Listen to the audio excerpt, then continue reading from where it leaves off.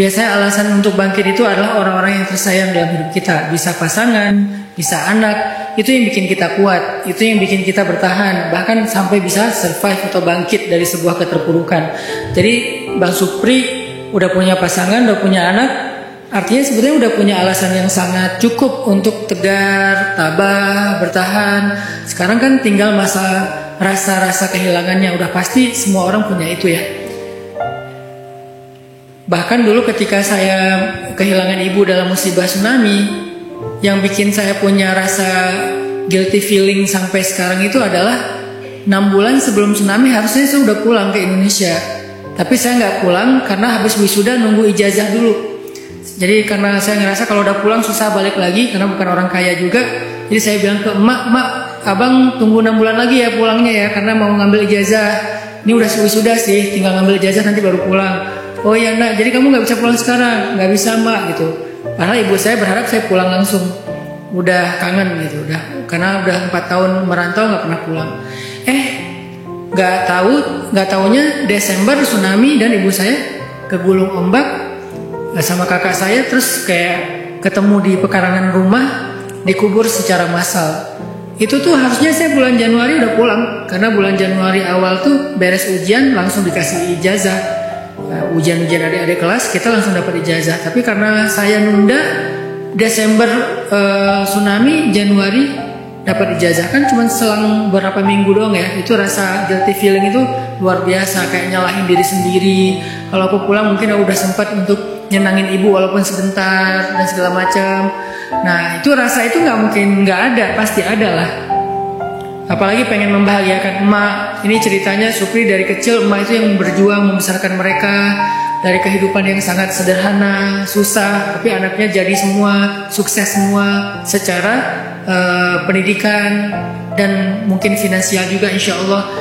Pasti ada rasa pengen membahagiakan setelah masa-masa beratnya ibu berjuang. Tapi tahukah kita, Allah lebih tahu bagaimana membahagiakan orang yang kita sayangi daripada kita.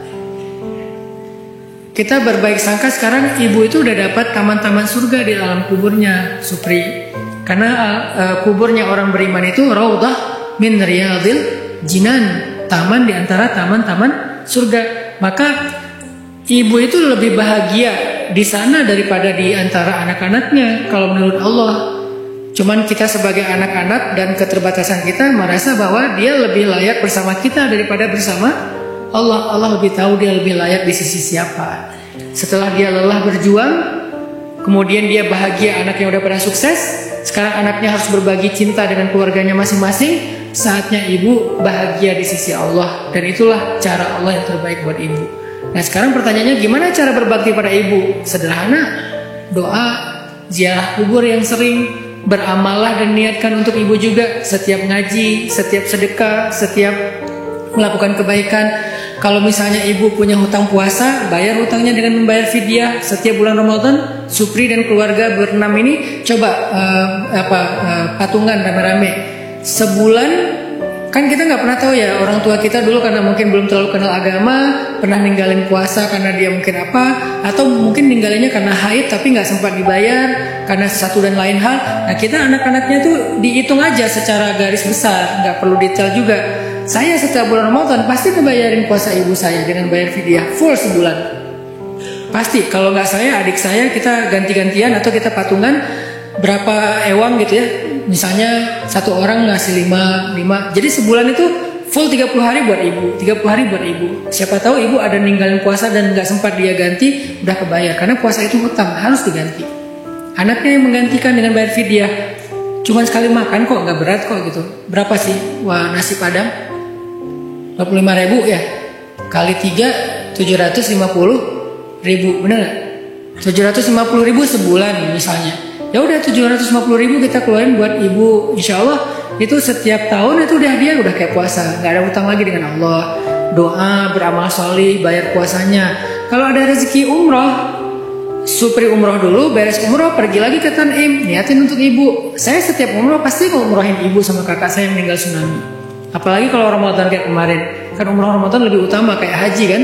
Itu saya umroh sendiri dulu, kadang-kadang malah nggak umroh sendiri lagi karena saya udah sering umroh ya, berangkatnya ya niatin aja buat ibu. Nanti setelah ibu saya berangkat lagi ke mikotnya buat kakak, setelah buat kakak buat ayah. Jadi saya sering bolak-balik umroh karena mengumrohkan orang-orang yang saya sayangi. Itu cara kita bahagiakan mereka di akhiratnya. Bagaimana kalau misalnya sering keinget pas lagi sholat?